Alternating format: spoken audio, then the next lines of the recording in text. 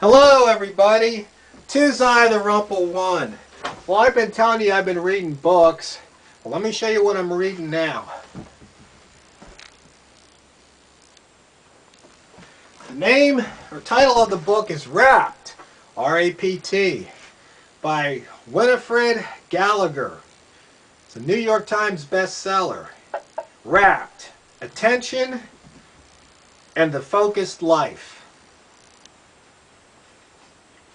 And this book was written in, the copyright's 2009. You might be wondering, what the heck is it about? Well, it's about what you pay attention to and what you focus on, and how you pay attention and how you focus on things. Because we all do it differently. So interesting, I'm about halfway through. About halfway through the book now. Let me share a couple things with you.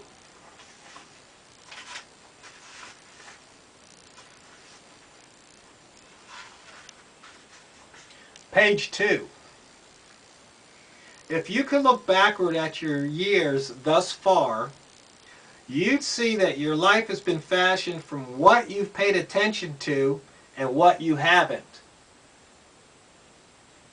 You'd observe that the myriad sights and sounds, thoughts and feelings that you could have focused on, you selected a relative few, which became what you've confidently called reality. You'd also be struck by the fact that if you had paid attention to other things, your reality and your life would be very different. Ponder that for a few seconds.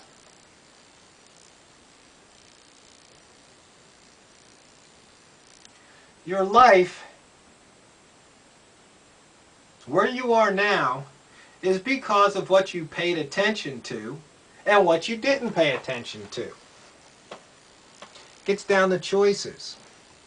But the thing about attention is that, and focus, is that sometimes we just do things automatically, subconsciously. We're not really present. We're kind of like just like you press a program and you go.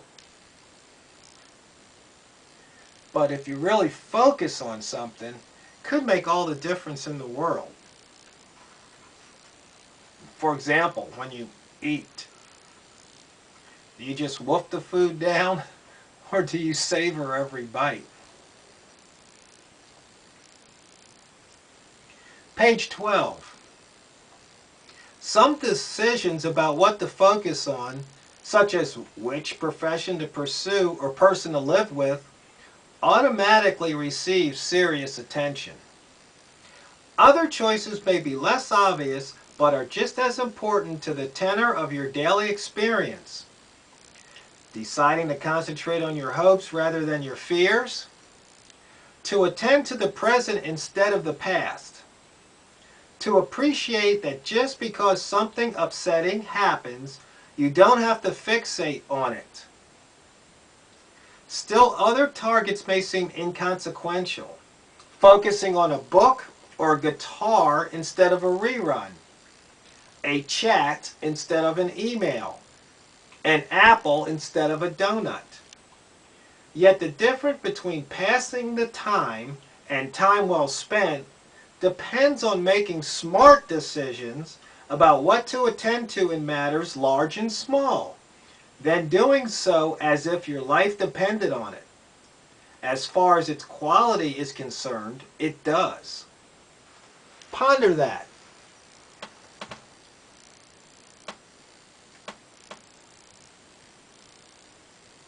Some decisions automatically receive serious attention, while others don't.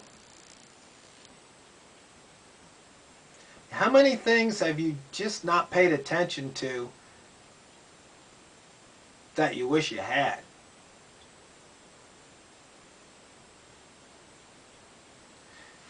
Something to think about. let's skip ahead to page 57.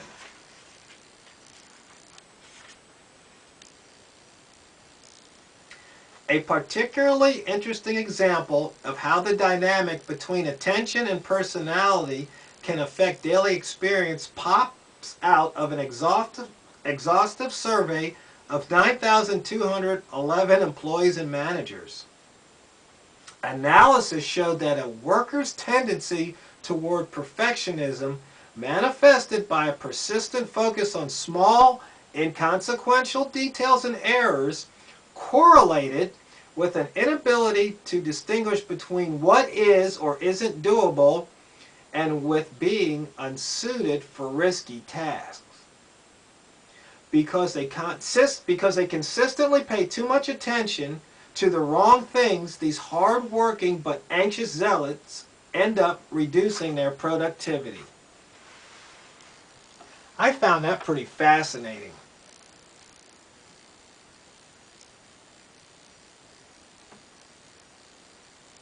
I guess in the programming world we used to call it bit fiddling. It's when you have a program and it's working and you start going in there and making these minor little changes that really don't do anything. Bit fiddling. Personally, I like things on the computer just to be simple. Black letters on white background. Big bold font so you can read it. But some of these people just spend all this time on these fancy fonts and backgrounds. You can't even hardly read the stuff. They do it in print media too. Drives me nuts. But then again, sometimes how things look sell. Because if you don't focus on making it pretty appealing, then most people don't pay attention to it. It's kind of interesting. Let me share one more snippet and then I'll wrap this up. Page 61. Your attentional style is shaped not just by your personality traits, but also by your other capacities, such as intellectual ability. Referring to his research on different kinds of intelligence, the Harvard psychologist Howard Gardner says that someone who's particularly strong in one area, music, say, might very well focus there, and thus have a very different experience at a Bach concert than someone who's tone deaf or who has musical talent but lacks familiarity with the classical idiom. He recalls that when he took his own 3 kids to Cats, each saw the same show yet interpreted its narratives, character, dances, visuals, and the songs in very different ways. No doubt, says Gardner, what you focus on is determined in significant part by the strength of your intelligence, which channel your attention. This is very interesting to me because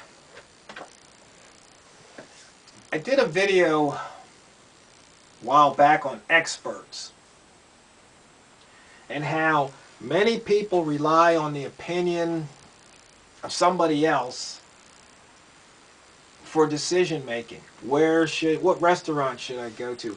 What car should I drive? On and on. What clothes should I wear? And it's as if these people know something that they don't.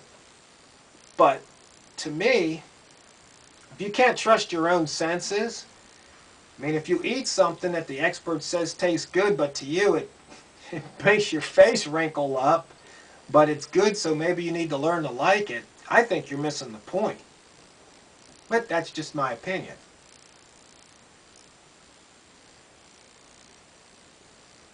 So you can become expert or acquire knowledge in certain areas. But a lot of times it's just a matter of opinion. I think it's pretty funny how they did that wine test and they had all these wine connoisseurs and they snuck in some bottles of, what is it, $2 or $3 chuck. and I think it won the competition. Kind of made these wine connoisseurs look like idiots.